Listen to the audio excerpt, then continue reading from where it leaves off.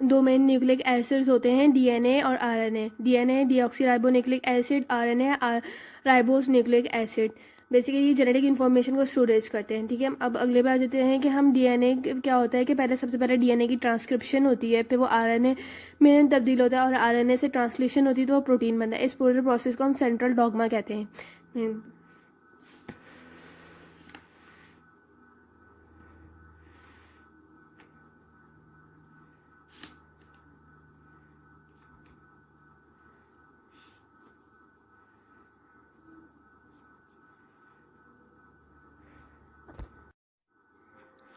इस पूरे प्रोसेस को सेंट्रल डॉग्मा कहते हैं। डीएनए को डीऑक्सीराइबोन्यूक्लिक एसिड कहते हैं। अब हम डीएनए का स्ट्रक्चर देख लेते हैं। डीएनए के स्ट्रक्चर में सबसे पहले ज़रूरी है कि हमारे पास जो है डीएनए जो है डबल हेलिकल स्ट्रक्चर होता है। डबल हेलिकल स्ट्रक्चर से मुराद ये दो स्ट्रक्चर्स हैं, दो स्ट्रैंड्स हैं।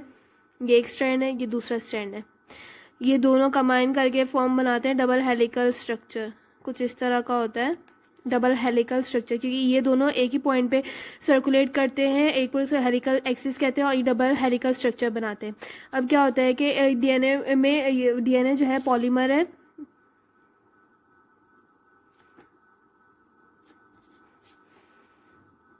डीऑक्सी राइबो न्यूक्लियोसाइड फॉस्फेट का। न्यूक्लियोसाइड क्या होता है कि जिसमें एक शुगर होती है और न्यूक्लियोटाइड बेस पेयर्स होते हैं, इसे न्यूक्लियोसाइड कहते हैं। और इसमें डीएनए में डीऑक्सीराइबोस शुगर होती है और न्यूक्लियोटाइड होता है और फॉस्फेट होता है, ठीक है। अब इसमें क्या होता है कि दो न्यूक्लियोटाइड बेस पेयरिंग जो हेलिकल स्ट्रक्चर में हो रही होती है वो प्रोकैरियोटिक डीएनए रेप्लिकेशन, इसमें जो रेप्लिकेशन होती है हमारे पास सेमी कंजर्वेटिव होती है। इसका मतलब होता है सेमी कंजर्वेटिव कि एक स्ट्रैंड जो है हमारे पास कंजर्व हो रहता है। जैसे कि ये स्ट्रैंड है, ये पेरेंट्स से ऑफस्प्रिंग में जाएगा तो इसका जो एक पार्ट होगा ये तो वही रहेगा, लेकिन और जो दूसरा पार्ट होगा वो नया बनेगा, कॉम्प्लीमेंट्री स्ट्रैंड नया बनेगा। इसका मतलब होता है सेमी कंजर्वेटिव, मतलब कि है एक स्ट्रैंड जो है कंजर्व रह रहा है, ठीक है।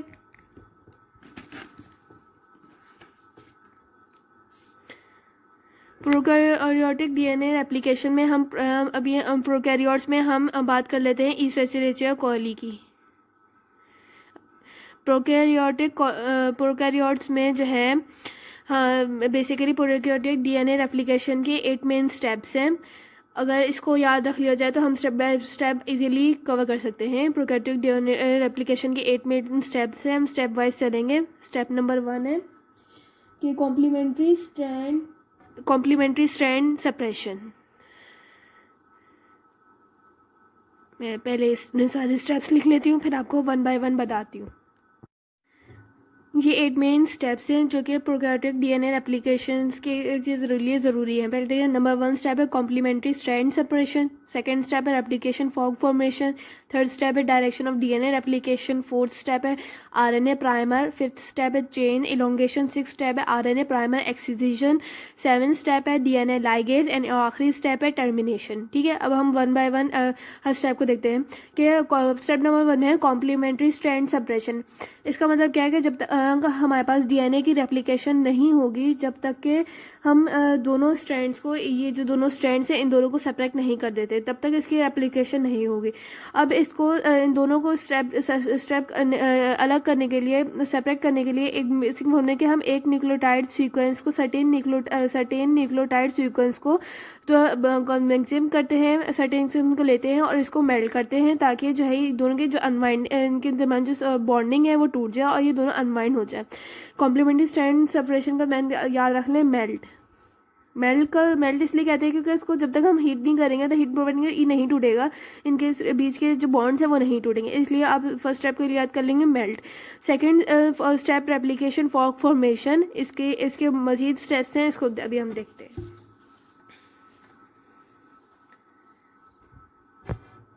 क्या होता है कि रेप्लिकेशन फॉर्क फॉर्मेशन के 2 मेन स्टेप्स होते हैं, रिक्वायर्ड प्रोटीन्स और जो है सुपर कॉइलिंग। अब क्या ऐसा होता है, देखते हैं। डीएनए प्रोटीन एक ऐसा बॉक्स है जो कि एक डीएनए के एक शॉर्ट सीक्वेंस पे आके लग जाता है, जिसकी वजह से वो बाइंड होते हैं उसकी वजह से, और जो है अनवाइंडिंग होती है।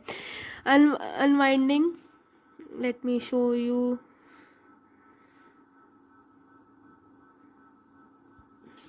इस तरह से अनवाइंडिंग हो जाती है, ठीक है। ये मतलब कि पहले देखें वाई शेप बन रही है कुछ यूं करके।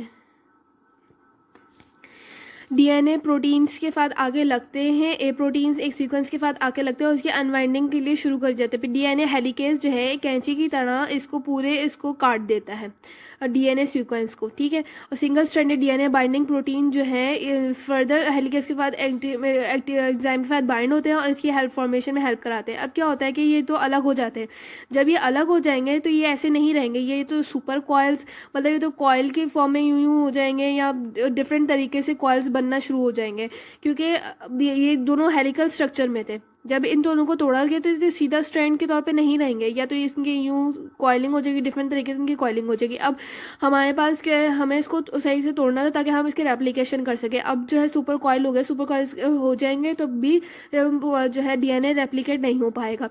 इसलिए जो है ये सुपर कॉइलिंग को हमें सॉल्व करना है। इस सुपर कॉइलिंग को सॉल्व करने के लिए हमें 2 एंजाइम्स होते हैं, टोपो आइसोमेरेज 1 एंड टोपो आइसोमेरेज 2।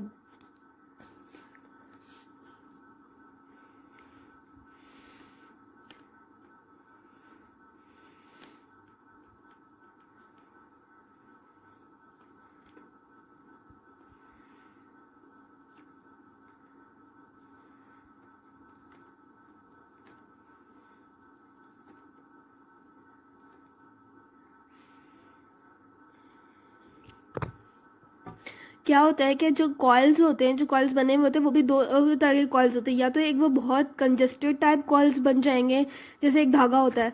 अब अगर हम उसको छोड़ दें तो या तो वो नॉर्मल गोल मटोल कॉइल हो जाएगा, या तो वो एक बहुत बुरी तरीके से कॉइल को जिसका सुलझाना बहुत मुश्किल हो जाएगा। एक होते हैं नेगेटिव कॉइल्स और एक होते हैं पॉजिटिव कॉइल्स। जो नेगेटिव कॉइल्स होते हैं ना, जैसे ये देखो ज़्यादा कॉम्प्लिकेटेड नहीं है इसके मुकाबले में। ये नेगेटिव कॉइल्स जो होते हैं ना, ये इनको जो कम कॉइल्स होते हैं जिसके अंदर जो आसानी से खुल सकते हैं उसे हम नेगेटिव कॉइल्स कहते हैं। और जो कॉम्प्लिकेटेड सा स्ट्रक्चर बन जाता है, अजीब से सुपर कॉइल्स जो हम खुलना मुश्किल होता है, उसे हम कहते हैं पॉजिटिव कॉइल्स। ये होते हैं नेगेटिव कॉइल्स, ठीक है। अब ये क्या करते हैं, टाइप 1 डीएनए अटोपो आइसोमेरेज जो होते हैं ये सिर्फ नेगेटिव कॉइल्स को खोलते हैं, जबकि जो टाइप 2 डीएनए टोपो आइसोमेरेज होते हैं ये पॉजिटिव और नेगेटिव दोनों उसको खोल देते हैं। इसलिए टोपो 2 और डीएनए टोपो आइसोमेरेज ही यूज़ होते हैं इसके काम के लिए। जबकि टाइप 1 डीएनए जो ह्यूमंस में होते हैं, या मैं यूकैरियोट्स में बताऊंगी आपको, ठीक है। तो इसलिए हम इसको ज़्यादा प्रेफर यहाँ पे करते हैं टाइप 2 डीएनए टोपो आइसोमेरेज। स्टेप 2 में हमारे पास क्या होता है, एक दफ़ा फिर से देख लें। 2 मेन स्टेप्स होते हैं स्टेप 2 के, रेप्लिकेशन फॉर्क फॉर्मेशन के, required protein, solving the problem of super coiling. Required proteins में क्या होता है, डीएनए प्रोटीन हमारे पास डीएनए ए प्रोटीन आगे लग जाता है, जिसकी वजह से सर्टेन सीक्वेंस के मेल्ट करने में आसानी होती है। डीएनए हेलिकेज जो है सीजर के तौर पे काम करता है और जो है उसको तोड़ देता है। Single stranded DNA binding protein आगे पर अटैच होता है, डीएनए हेलिकेज को एक्टिवेट करता है और उसको फर्दर जो है सिंगल स्ट्रैंड करने में हेल्प करता है डीएनए को, ठीक है। और जब है सिंगल स्ट्रैंड बन जाते हैं तो ये अपने इसलिए हाथ में नहीं लगते, इनको कुछ होने लगता है कि हम अकेले कैसे पड़ गए, तो ये अपने आप को कॉइल्स की फॉर्म में बनना शुरू कर देते हैं। एक पॉजिटिव कॉइल्स बनाते हैं, नेगेटिव कॉइल्स बनाते हैं। अब जो है हमें सुपर कॉइल्स की प्रॉब्लम को सॉल्व करना है ताकि जो है हम इसको रेप्लिकेट कर सकें डीएनए को। इसके लिए टाइप 1 डीएनए टोपोइसोमेरेज, टाइप 2 डीएनए टोपोइसोमेरेज होते हैं। टाइप 2 जो है दोनों को सुलझा सकते हैं और टाइप 1 वाले जो हैं सिर्फ नेगेटिव सुपर कॉइल्स को सुलझा सकते हैं। अब हम स्टेप नंबर 3 की तरफ आ रहे हैं। स्टेप नंबर 3 में हमारे पास क्या होता है कि direction of the DNA replication. अब डीएनए रेप्लिकेशन डायरेक्शन,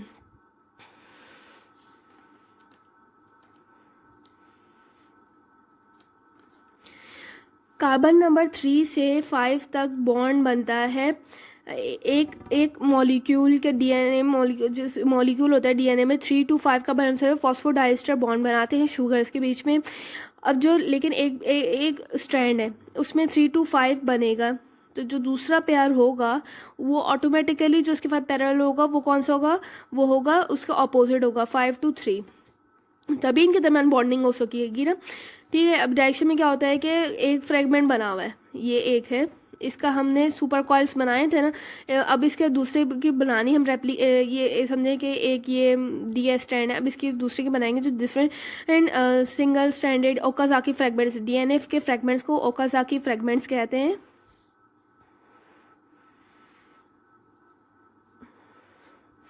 ये ओकाजाकी फ्रेगमेंट डीएनए के short segments of the DNA होता है, ये आके अटैच होते हैं और जो है यहाँ पे अपना स्टैंड बनाना शुरू कर देते हैं। एक जो होता है लीडिंग स्ट्रैंड होता है और दूसरा होता है lagging strand.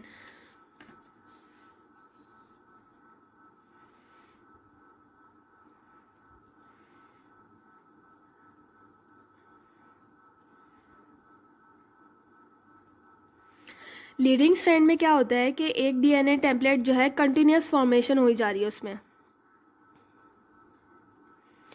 Continuous formation Okazaki fragments की कंटिन्यूस जब फॉर्मेशन हो जा रही है वो बनाई जा रहे हैं अपने साथ ओकाजाकी फ्रेगमेंट्स अटैच होके उसका डीएनए का रेप्लिकेट बनाई जा रहे हैं। और जो लैगिंग स्ट्रैंड होते हैं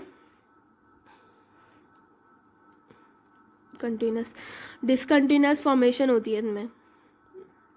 डिसकंटिन्यूस किस लिए कह रहे हैं कि इसमें जो है ओकाजाकी फ्रेगमेंट्स फिर अटैच होते हैं, फिर अटैच होते हैं, ऐसे इनकी फॉर्मेशन हो रही होती है। लेकिन लीडिंग स्ट्रैंड में डायरेक्ट जो है टेम्पलेट बन रहा होता है और इसमें जो है ओकाजाकी फ्रेगमेंट्स छोटे छोटे फ्रेगमेंट्स आगे आगे लग रहे होते हैं। ठीक है, अब स्टेप नंबर 4 की तरफ चलते हैं।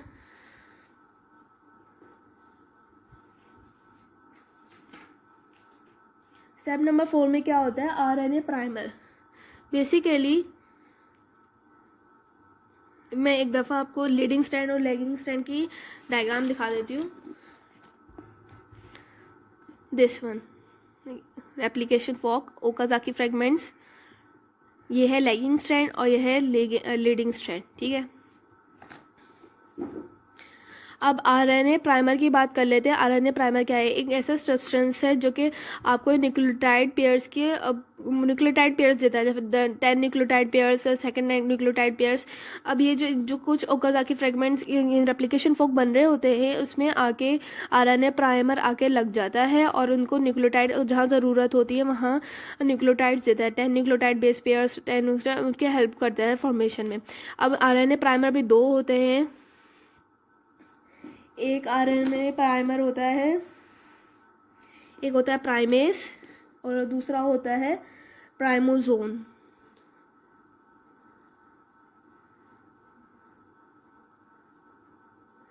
प्राइमेस जो है ना लीडिंग स्ट्रैंड में हेल्प कराता है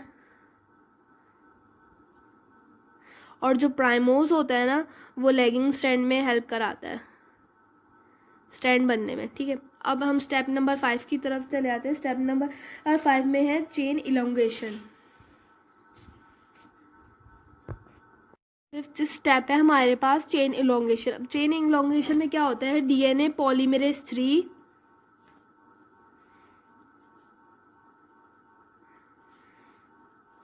चेन को इलोंगेटेड करता है, किसी कार्बन नंबर 3 पे आके हाइड्रोक्सिल ग्रुप को अटैच कर देता है और फिर प्लस न्यूक्लियोटाइड्स को आके अटैच करता है, इससे चेन इलोंगेशन होती है। इसके बाद इसमें एक और स्टेप है चेन इलोंगेशन, प्रोफरीडिंग।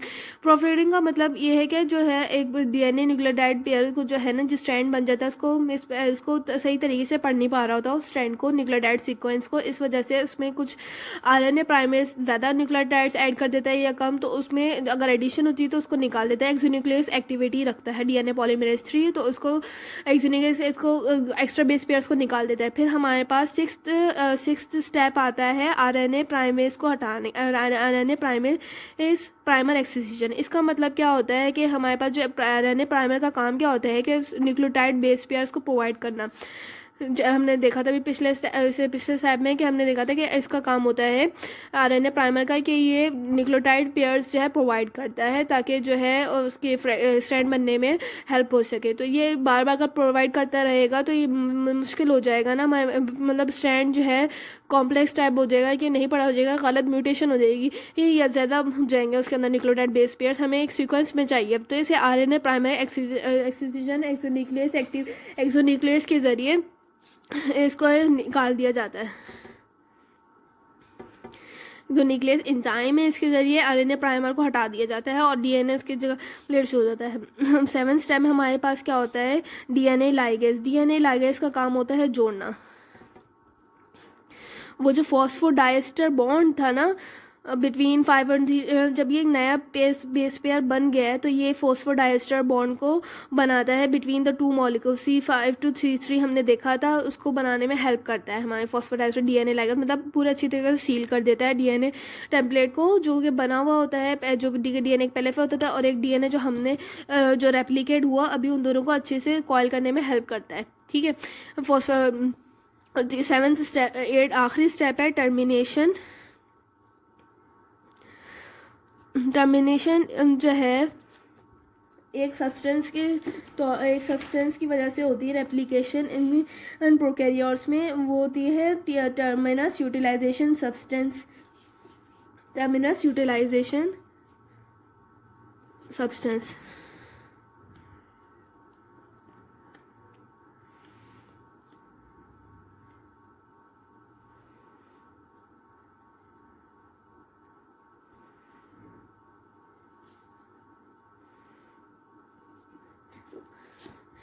क्या होता है कि ये टर्मिनेशन यूटिलाइजेशन सब्सटेंस जो है रेप्लिकेशन टर्मिनेशन साइट्स पे डीएनए पे आगे जाके लग जाता है और movement of replication of focus को रोकता है। इस तरह हमारा डीएनए रेप्लिकेट हो जाता है प्रोकैरियोट्स में, मेनली इन 8 स्टेप्स।